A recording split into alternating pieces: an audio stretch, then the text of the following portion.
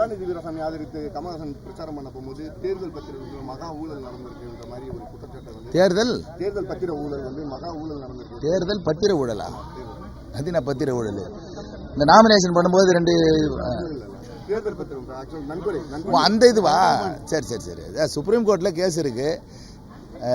அதான் தலைவர் அண்ணாமலை அதை கிளீனாக விளக்கியிருக்காரு. உங்களுக்கு ஒரு மாநிலத்தில் இவர்கள் வாங்கின அந்த தேர்தல் பத்திரமே வந்து எவ்வளவுனாக்கா பல ஆயிரம் கோடி. 18 மாநிலங்களில் ஆளுகிற பாரதிய ஜனதா கட்சிக்கு இந்த தேர்தல் பத்திரங்கள் வந்து இவங்களை கம்பேர் பண்ணால் சதவீதத்தில் ரொம்ப ரொம்ப குறைவு. அதாவது இந்த தேர்தல் பத்திரம் என்பது அனுமதிக்கப்பட்டது தான். இது ஒன்றும் புதுசான ஒன்றும் கிடையாது. நாங்கள் வந்து அவங்க ஏன் வாங்கினாங்க நாங்கள் ஏன் வாங்கினோம் ஏதாவது சொன்னோமா? அப்படிலாம் கிடையாது. தேர்தல் பத்திரம் அனுமதிக்கப்பட்டது. உச்சநீதிமன்றம் அதை ஆராய்ந்து அந்த யார் கொடுத்தாங்களோ அவங்கள வெளிக்கொணரணும்னு சொல்லி அவங்க ஒரு மனு போட்டதுனால அவங்க பண்ணுறாங்க. இதுக்கும் அதுக்கு மகா ஊழல் கமலஹாசனுக்கு என்ன தெரியும் நான் கேட்குறேன். கமலஹாசன் வந்து அவர் கட்சிக்கு அவர் வாங்கின டொனேஷன் சொல்லுவார். அவர் சொல்ல சொல்லுங்கள். அவர் தேர்தல் பத்திரம் யாராவது கொடுத்துருக்காங்களா அது சொல்ல சொல்லுங்கள்.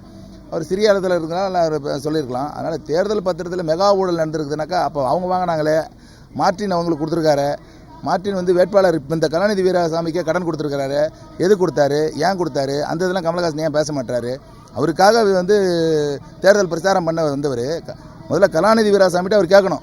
ஏன்பா நீ இவ்வளோ ரூபா கடன் வாங்கினதா சொல்கிற, கணக்கு காட்டியிருக்கிற, கடன் இவ்வளோ தான் வாங்கினியா, அதிகமாக வாங்கினியா, இல்லை அந்த பணத்தை கொடுக்குற நோக்கத்தில் வாங்கினியா, இல்லை வேறு ஏதாவது பர்பஸுக்கு வாங்கினியா, எல்லாம் அவரை கேட்டுட்டு அவர் பேசியிருக்கணும். தேர்தலில் ஊழல் யார் செஞ்சாங்கன்றது, தேர்தல் பத்திர ஊழல் யார் செஞ்சாங்கன்றது இதுலேருந்தே தெரியும்.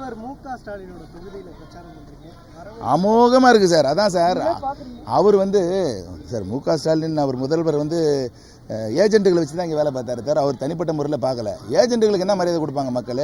இப்போ வந்து வேட்பாளர் அதாவது சட்டமன்ற உறுப்பினரே வந்தால் கூட யாருமே எதுவும் செய்கிறதில்லைன்றதுனால அவங்களே விரட்டி அடிக்கிறாங்க. இதில் ஏஜென்ட்டை விரட்டாமல் இருப்பாங்களா? இந்த மாற்று இது வரைக்கும் சார் தமிழகத்தில் திமுக அதிமுக அந்த ரெண்டு கட்சி இருந்தனால வேறு விதியே இல்லாமல் வழியே இல்லாமல் யாராவது ஒருத்தருக்கு போட்டாங்க. இந்த வருஷம் இவருக்கு 5 வருஷம் கொடுத்தா அவருக்கு 5 வருஷம் கொடுப்போம். இவர் என்ன பண்ணாரோ ஊழல் இவன் வந்தால் கண்டுபிடிப்பான் அவன் அவங்க 2 பேரும் அடியில் கை கோத்துக்கிட்டாங்க. அதனால் வேணும் பண்ண முடியல. மூன்றாவதாக பாரதிய ஜனதா கட்சி தமிழகத்தில் எழுச்சியாக இருக்குது. இப்போ மக்கள் முடிவு பண்ணிட்டாங்க. ஆகா மாற்று வந்துருச்சு, ஒரு மாற்றத்தை கொடுத்து பார்ப்போம்னு முடிவு பண்ணிட்டாங்க.